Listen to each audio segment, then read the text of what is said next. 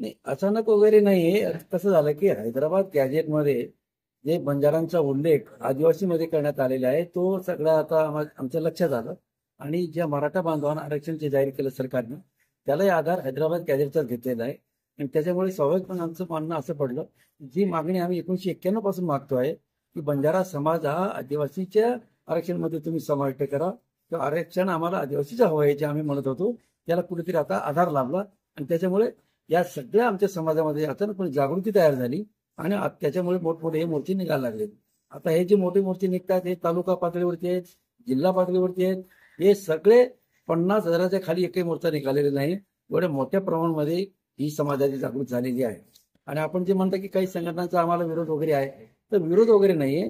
त्यांना असं वाटतं की आदिवासी बांधवांना किंवा आदिवासी समाजाच्या काही संघटनांना असं वाटतं की बंजारा समाज जर आदिवासींमध्ये झाला तर आपल्या हक्कावरती कुठेतरी गदा येईल. त्यांची भीती रास्त आहे. पण लक्षात ठेवा की आम्ही जे मागतोय आम्हाला तुम्ही त्या आदिवासींमध्ये मिक्स करा ही आमची मागणी नाही. आमची मागणी अशी आहे की तुम्ही थर्ड शेड्यूल करा, जी आम्ही 1991 साली मागितली. कैलासवासी मकरांती पवार साहेब, हरिभाऊजी राठोड आणि आमचे जे सगळे मोर्चे काढले, राजू नाईक साहेब, त्यावेळेला आम्ही हीच मागणी करत होतो की बंजारा समाजाला आदिवासीचे आरक्षण द्या, पण ते थर्ड सूची म्हणून द्या. मूळ आदिवासींमध्ये आम्हाला समाविष्ट करू नका, कारण कोणाच्या वाट्याला आम्हाला धक्का लावायचा नाही. आमची प्रामाणिक भूमिका तेव्हा होती आणि ती आता पण आहे.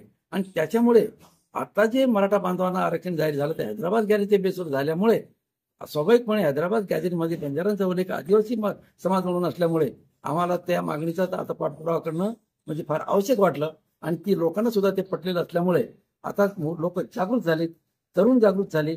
आणि प्रत्येक तालुका जिल्हा लेवलला आमचे मोठमोठे मोर्चे निघतात. सांगायला आनंद होतो की कुठलाही मोर्चा आमचा 50,000च्या खाली निघालेला नाही. आता सगळे रिजनल मोर्चे आटपले की आम्ही पुढची लढत आम्ही आझाद मैदान मुंबईवरती देणार आहोत.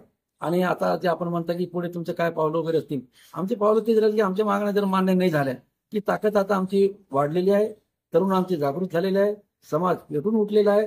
त्यांना त्यांच्या हक्कासाठी त्या संघर्ष करायची त्यांची आता तीव्र इच्छा झालेली आहे. आणि त्याच्यामुळे आता आम्ही तोही हालतीमध्ये हे आरक्षण घेतल्याशिवाय आम्ही मागे हटणार नाही. आता आपण बघता की प्रत्येक जिल्ह्यामध्ये 50,000च्या खाली एकही मोर्चा निघत नाही. त्याचा अर्थ एवढंच मी तुम्हाला सांगू इच्छितो की आज या महाराष्ट्राच्या एकूण लोकसंख्येमध्ये 1.25 कोटी बंजारा समाज आहे. ही 1.5 कोटीची पावर एवढी मोठी असू शकते. जेव्हा देश पातळीवरती हे आंदोलन आम्ही हाती घेऊ तर देश पातळीवरती आमची ताकद 15 करोडची आहे. आज आम्ही 15 करोड बंजारा समाज या देशामध्ये आहोत. तुम्ही समजून घ्या की ज्या एखाद्या समाजाजवळ एवढी मोठी मिलिटरी, एवढी मोठी पॉवर आहे, एवढी मोठी समाजाची ताकद आहे, एवढी मोठी वोट बँक आहे, त्यांची कुठली मागणी अडवण्याची हिंमत कोण कसा करू शकतो. आणि तेव्हा आम्ही जे आंदोलन हाती घेतलेलं आहे त्यात आम्हाला अशाच एवढ्यासाठी वाटतोय की आमच्याकडे नेतृत्व फार अभ्यासू आहे. हरिभाऊजी राठोड, आमदार राजेशजी राठोड, दुसरे आमचे राजू नाईक साहेब, आमचे इंद्रनी नाईक साहेब, दुसरे आमचे मंत्री असणारे राठोड साहेब. तर या सगळ्या मुरब्बी आणि अभ्यासपूर्ण नेतृत्वामुळे आम्हाला आमची मागणी अत्यंत टप्प्यामध्ये वाटत आहे. मी आदिवासी बांधवांना आणि त्यांच्या संघटनाच्या मित्रांना मी एकच सांगू इच्छितो की मित्र, ज्या वेळेला आमच्यामध्ये काही वेळेला आम्हाला वाटलं होतं 1991 साली जेव्हा वंजारी आणि बंजारी या दोन समाजामध्ये सरकारीच्या या चुकामुळे मला की कशामुळे थोडा संघर्षाचं वातावरण तयार झालं होतं. आणि तेव्हा वंजारी समाज आमच्यामध्ये घुसू नका ही आमची मागणी होती.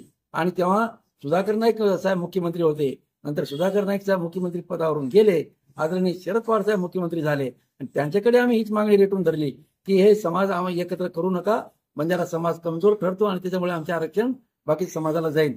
तेव्हा शरद पवार साहेबांनी 1991 साली आमचे भटक्या विमुक्तांमध्ये महाराष्ट्र लेवलचे जे आरक्षण आहे त्याच्यामध्ये अ ब क ड असे 4 गट केले आणि सगळ्यांना न्याय त्यांनी दिलेला आहे. आणि त्याच्यामुळे आम्हाला तो न्याय मिळाला.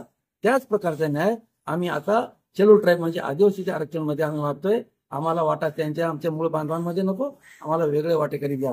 सांगायचा आनंद एवढा होतो की महाराष्ट्रामध्ये जेव्हा हा डिस्प्यूट तयार झाला एकमेकांमध्ये घुसण्याचा किंवा एकमेकांमध्ये मिसळण्याचा, तेव्हाही अग्रभागी आम्हीच होतो. आणि आता आदिवासी बांधवांचं आरक्षण बंजारा समाजात लागू करण्यासाठी जर वाद पेटत असतील तर ते वाद पेटू नये यासाठी सामंजस्याची भूमिका आम्ही हेच घेत आहोत की आमचं तुम्ही वेगळं हे करा, आमची वेगळी वर्गवारी करा, थर्ड चढून द्या.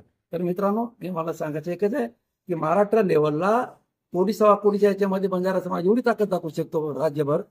तर जेव्हा देश पातळीचा प्रश्न तयार होईल तेव्हा 15 करोड बंजारा समाज एक होतील. त्यावेळेला सरकारला मात्र आमची मागणी मान्य करावंच लागेल. मी तर एकच सांगतो, या बंजारा ताकदीला जर नाकारण्याची हिंमत, टाळण्याची हिंमत, डावण्याची हिंमत कुठलं सरकार करत असेल तर मला त्यांना एका चांगल्या शब्दात सांगायचं आहे की कृपया मित्र आपल्या खुर्च्या सांभाळा. बस एवढंच मला म्हणायचं. धन्यवाद.